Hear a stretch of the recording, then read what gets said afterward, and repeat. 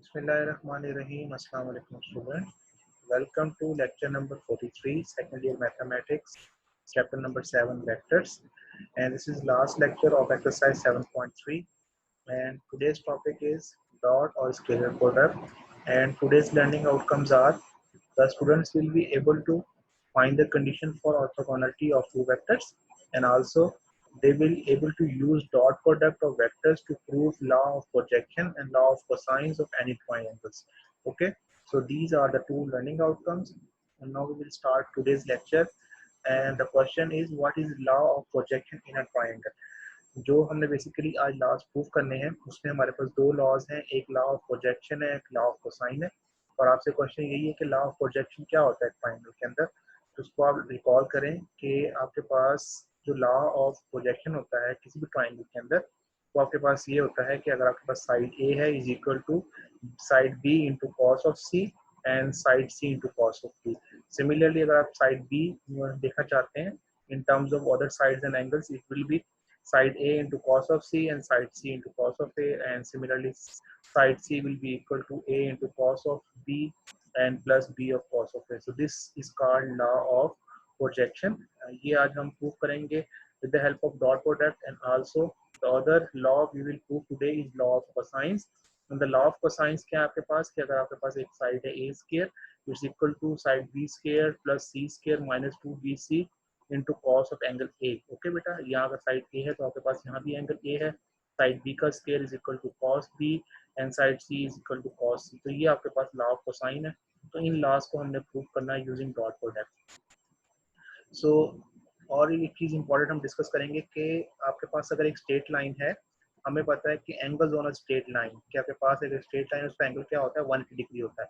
अगर हम इस स्ट्रेट लाइन को अगर मैं यहाँ पे इसको डिवाइड कर दूँ दो एंगल्स में, लेट करेंगे एंगल आपके पास कोई भी ए है, तो ये एंगल आपके पास अगर फाइंड करना हो तो हम कैसे फाइंड करेंगे? तो हम क्या करेंगे, इसमें से 180 में से टोटल एंगल आपके पास होता है माइनस ए, अगर मैं कर दूँ ये वाला एंगल माइनस करूँ तो मेरे पास ये वाला एंगल आपके पास आ जाएगा। तो ये आप ये चीज़ हमें पता है कि बेसिकली जो हमारे पास स्ट्रेट लाइन होती है उसका एंगल 180 होता है, और अगर उसमें से एक एंगल हमें गिवन हो तो हम दूसरी साइड का एंगल हम फाइंड कर सकते हैं by using 180 degree minus the non angle. Okay, तो यहाँ से हम ए आपके पास 180 डिग्री जो है, अगर आप इन टर्म्स ऑफ रेडियन अगर देखना चाहें तो वो आपके पास क्या होती है, आप इसको पाई भी कह सकते हैं कि 180 is equal to pi in terms of radians. तो ये चीज़ हमारे एक चीज़ यूज होनी है हमारे जो आज के प्रूफ में।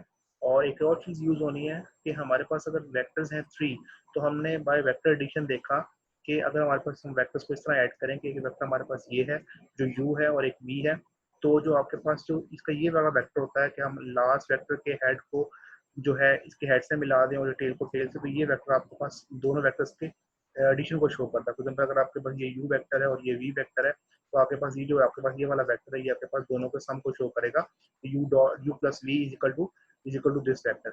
बट अगर इन्हीं वेक्टर्स को आप इस तरह ड्रॉ करेंगे, आपने एक वेक्टर इस तरह ड्रॉ किया और सेकंड वेक्टर फिर आपने इस तरह, और थर्ड वेक्टर फिर अगेन आप इसी तरह इसको आप उस सेकंड वेक्टर के हेड से थर्ड वेक्टर की टेल को और फिर फर्स्ट वेक्टर के टेल से जो लास्ट वेक्टर के हेड को ज्वाइन करें, तो ये बेसिकली क्लोज आपके पास एक फिगर बन गई। तो ये इस तरह की अगर क्लोज फिगर आप बना दें तीन वेक्टर से, तो ये आपके पास एक ट्राइंगल बनती है। तो इसको आप कह सकते हैं कि तीनों वेक्टर्स का सम इन अ क्लोज फिगर या क्लोज पॉलीगॉन 0 होता है। तो अगर आप वेक्टर्स को इस तरह ड्रॉ कर दें और एक ट्राइंगल बना दें, तो in this case in a close polygon the sum vector sum is 0। So यहाँ पे तीन वेक्टर्स हैं, तीन वेक्टर्स का सम 0 है। तो आप इस तरह भी इसको लिख सकते हैं कि अगर आपके पास तीन वेक्टर हैं, एक u वेक्टर आपके पास प्लस v वेक्टर है और प्लस w वेक्टर है, और आपने उससे एक ट्राइंगल बनाई है और क्लोज फिगर बनी है, तो उन तीनों का सम क्या आपके पास वो 0 है। बट आपके पास ये चीज़ है कि आपने पहला वेक्टर इस तरह ड्रॉ किया, सेकंड वेक्टर की टेल को फर्स्ट के हेड से और फिर थर्ड वेक्टर की टेल को सेकंड के हेड से, और जो उसका हेड है वो फर्स्ट की टेल से। तो ये जहाँ से स्टार्टिंग पॉइंट है वहीं पे आपने एंड किया, क्लोज किया, तो ये क्लोज फिगर बन गई। इस केस के अंदर तीनों वेक्टर्स का सम जो है वो 0 के इक्वल होगा। तो ये चीज़ हम यूज करेंगे। ये इंपॉर्टेंट चीज़ें जो दो चीज़ें मैंने आपसे डिस्कस की। जो हमने आज का टारगेट हमारा वो क्वेश्चन नंबर 12 है एक्सरसाइज 7.3 का, ये लास्ट क्वेश्चन है। इसमें हम बेसिकली क्या है, जो लॉज हैं, law of projection of law of cosine जो है वो हम प्रूव करेंगे। तो क्वेश्चन नंबर 12 आप देख सकते हैं, हमने प्रूव करना है एनी ट्राइंगल एबीसी। ये आपके पास जो है फर्स्ट टू जो है ये लॉ ऑफ आपके पास प्रोजेक्शन है, और लास्ट टू जो है आपके पास वो क्या है, लॉ ऑफ कोसाइंस है। तो ये हम प्रूव करेंगे with the help of dot product. तो सबसे पहले क्वेश्चन नंबर हम देख रहे हैं 12 में फर्स्ट पार्ट इसमें आपने क्या प्रूव करना है, जो अगर पहला पार्ट आपका पास, सेकंड पार्ट भी इजीली आप कर पाएंगे। Side B is equal to A time cos of C plus C time cos of A, और इसका सेकंड पार्ट जो है C is equal to A time cos of B plus B time cos of A. ये आपके पास क्या है, law of projection है। और ये जो आपके पास है सेकंड और third, second and fourth part, third and fourth part, ये आपके पास लॉ ऑफ कोसाइंस है। तो सबसे पहले इसमें जो इंपॉर्टेंट चीज़ है वो आपके पास डायग्राम है। डायग्राम को आपने समझना है, और अगर डायग्राम आपको समझ आ जाती है तो हमारे लिए प्रूफ बहुत ईजी हो जाएगा।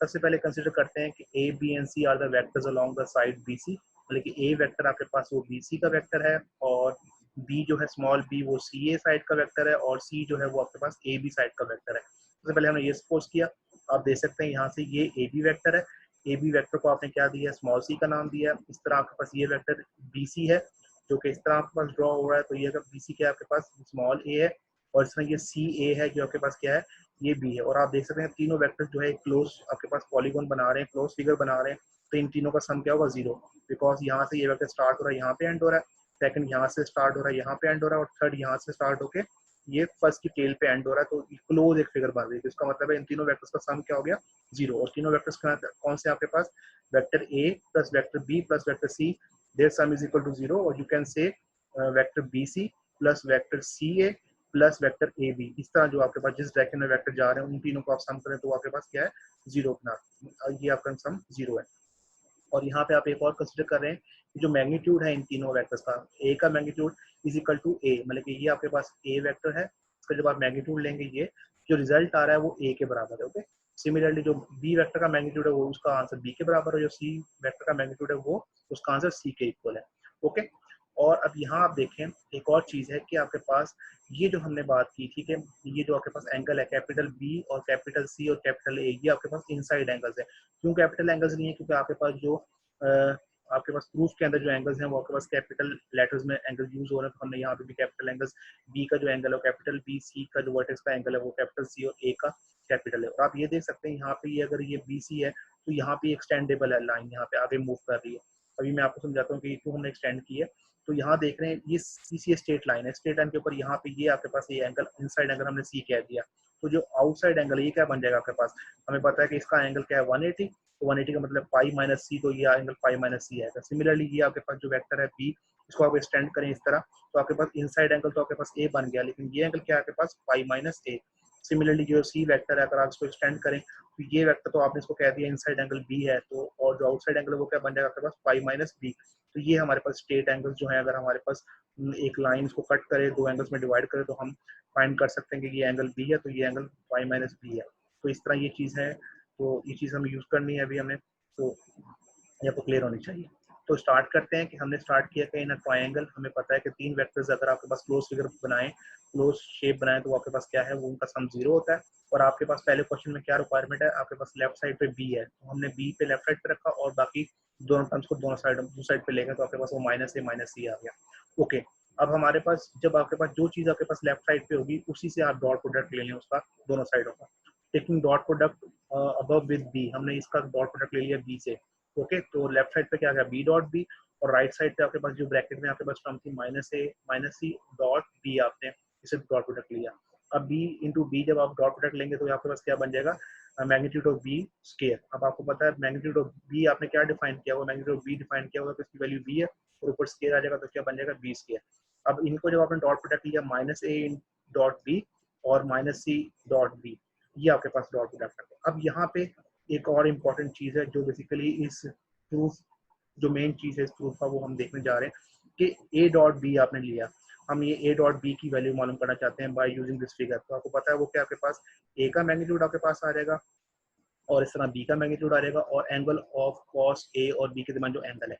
अब हमने जब ये डेफिनेशन पढ़ी थी बेटा, उसमें हमने देखा था कि जो डॉट प्रोडक्ट होता है, उन जो दो वेक्टर्स होते हैं उन दोनों का इनिशियल पॉइंट सेम होता है, और जो उनका दरमियान एंगल बनता है उस एंगल की बात की जाती है। तो यहाँ पे अगर देखें हमारे पास ए और बी वेक्टर है, ये आपके पास ए वेक्टर है और ये आपके पास क्या है, ये बी वेक्टर है, इन दोनों का हमें डॉट प्रोडक्ट लेना है। तो क्या इन दोनों का जो आपके पास जो स्टार्टिंग पॉइंट है या ओरिजिन है वो दोनों सेम है? तो आप यहाँ देख सकते हैं कि दोनों का जो ओरिजिन है वो सेम नहीं है।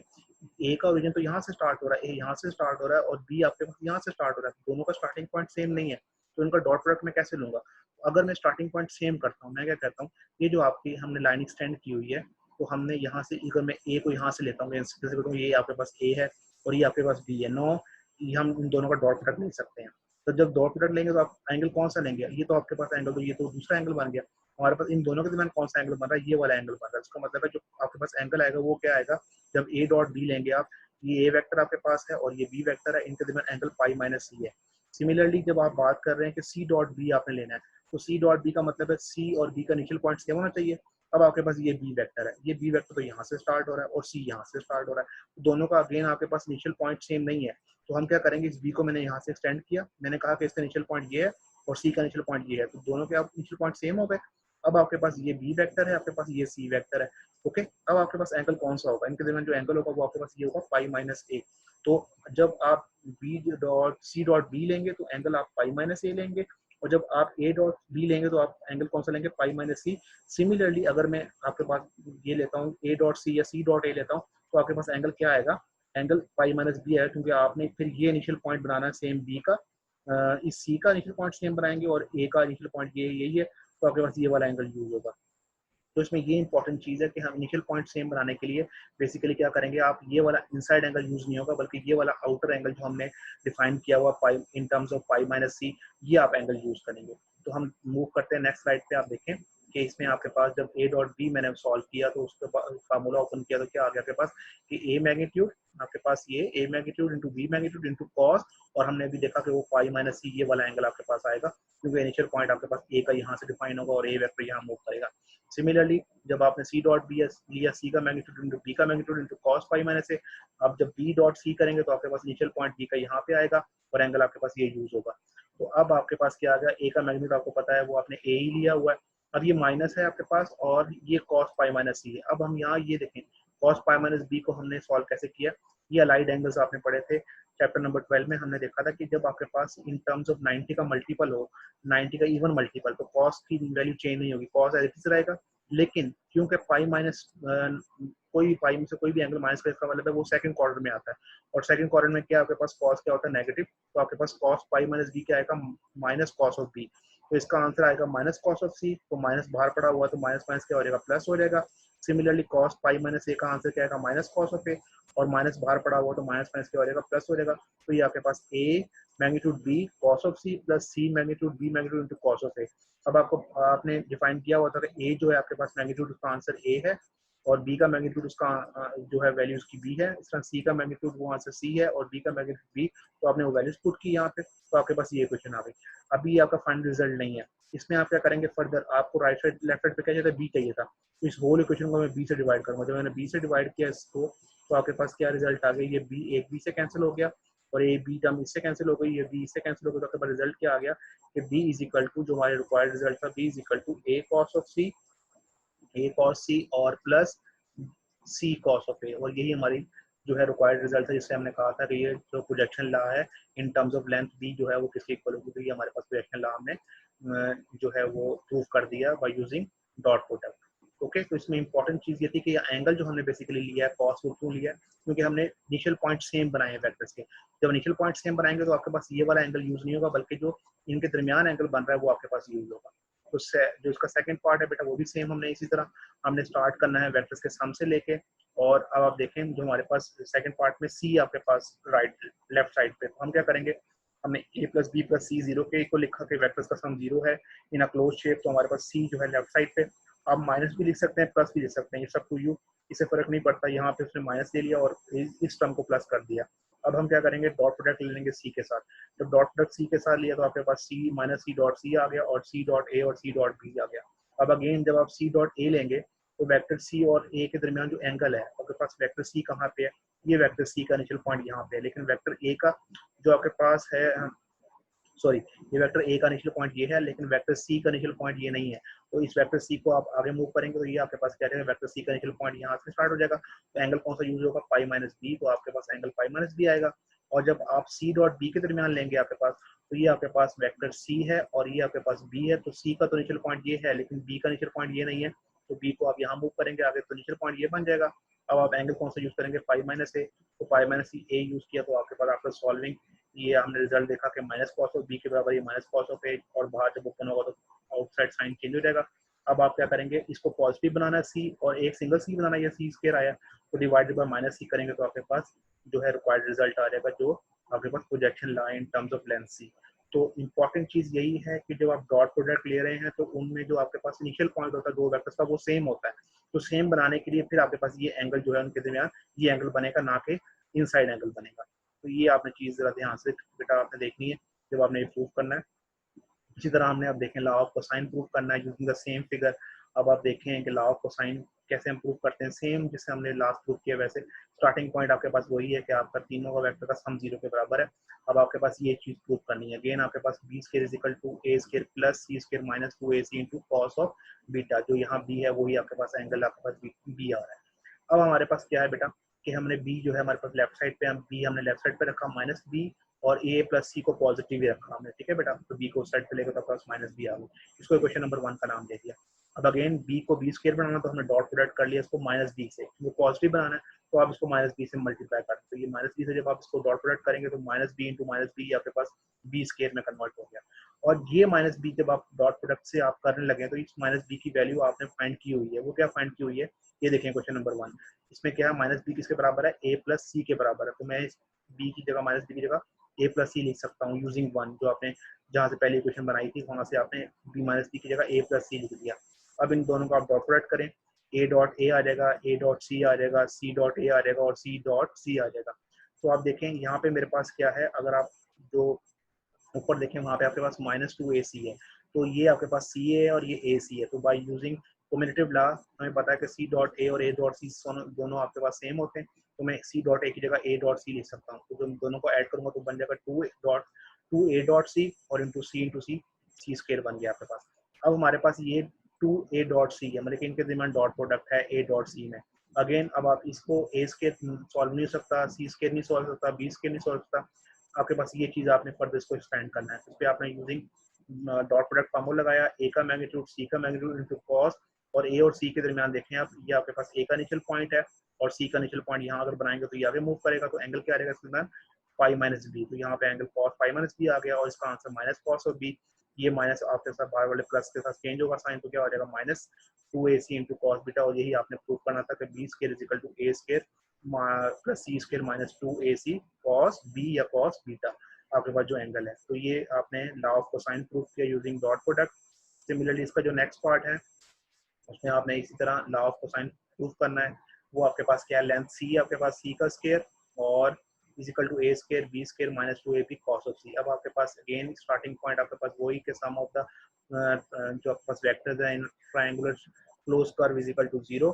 आपके पास माइनस सी आपने लेफ्ट साइड पे रखा और ए प्लस बी यहाँ से आपने डॉट प्रोडक्ट किया माइनस सी से, तो माइनस सी से डॉट प्रोडक्ट करेंगे माइनस माइनस प्लस और सी स्क्वायर आ गया, और ये माइनस सी की आपने क्या वैल्यू पुट कर दी ए प्लस बी।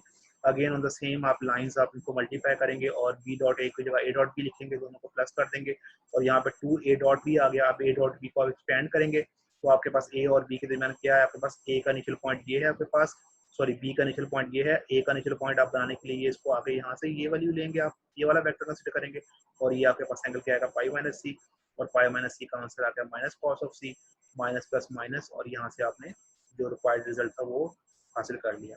तो इसमें जो इंपॉर्टेंट चीज थी बेटा वो हमारे पास एक डायग्राम थी, कि डायग्राम में आपने देखना है कि स्ट्रेट लाइन के ऊपर जो एंगल होता है वो आपके पास कैसे 180 बनाता है, और फिर ये जो आपके पास जब आप डॉट प्रोडक्ट लेते हैं, डॉट प्रोडक्ट में जो इंपॉर्टेंट बात थी कि दोनों वेक्टर्स का इनिशियल पॉइंट सेम होना चाहिए। जब इनिशियल पॉइंट सेम बनाते हैं तो एंगल आपका इनसाइड वाला एंगल नहीं, बल्कि जो एंगल आपके पास पाई में से वो एंगल माइनस कर रहा होता है वो आप एंगल जो है वो लेते हैं कॉस के साथ, और फिर इसको सॉल्व करते हैं। तो ये बेटा हमारा लास्ट क्वेश्चन था एक्सरसाइज 7.3 का। आई होप आपको समझ आई होगी।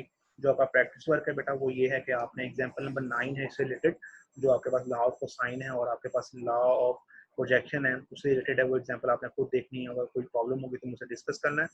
और हम देख रहे हैं अब एक वीडियो जिसमें आपको लॉ ऑफ प्रोजेक्शन जो आपके ट्रायंगल जो हमने अभी इसका प्रूफ किया है उसका जो है एक और दूसरे तरीके से प्रूफ दिखा रहे हैं कि किस तरह वो बेसिकली क्या चीज़ होती है, उसको आप किस तरह प्रूफ करते हैं। तो आए हम वीडियो देखते हैं।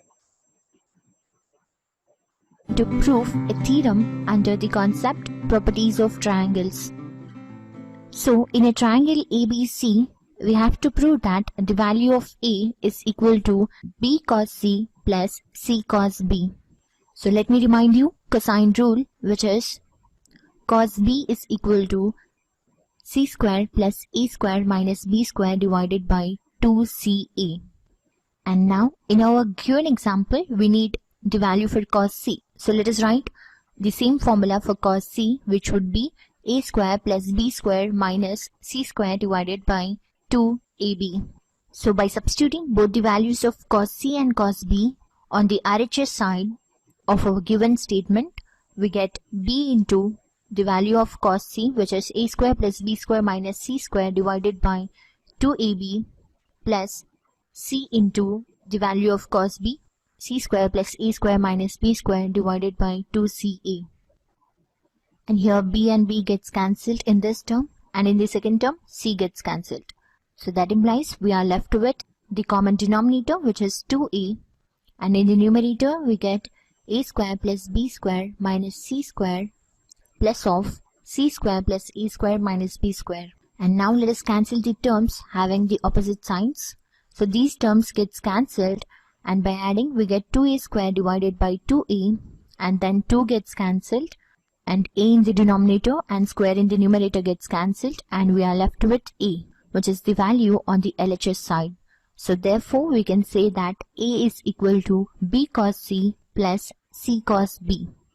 And similarly we can prove the value of b, which would be equal to c cos a plus a cos c, and the value of c is equal to a cos b plus b cos a. So these three are called as projection rules, and make a note of this. जी बेटा, ये हमारा आज का lecture था। इसमें हमने देखा कि हम किस तरह डॉट प्रोडक्ट को यूज़ करते हुए डिस्क्रिप्टिव ज्योमेट्री के सिंपल जो थ्योरम्स हैं, लॉज है, वो प्रूव करते हैं। और आज हमने लॉ ऑफ कोसाइन और लॉ ऑफ जो है प्रोजेक्शन है ट्राइंगल में, वो हमने प्रूव किए यूजिंग डॉट प्रोडक्ट। तो ये हमारी इसकी इंपॉर्टेंस थी, और इसके अलावा हमने इसकी एप्लीकेशन भी डिस्कस की। तो यहाँ पे हमारा डॉट प्रोडक्ट का जो हमारा जो पार्ट है वो कंप्लीट होता है। इंशाल्लाह नेक्स्ट लेक्चर में हम जो है नया टॉपिक जो है वेक्टर प्रोडक्ट स्टार्ट करेंगे। जो भी आपकी क्यूरीज होगी आप लाजिम मुझसे शेयर करें। इंशाल्लाह नेक्स्ट लेक्चर में आपसे मुलाकात होगी। अपना ख्याल रखिएगा। अल्लाह हाफिज़।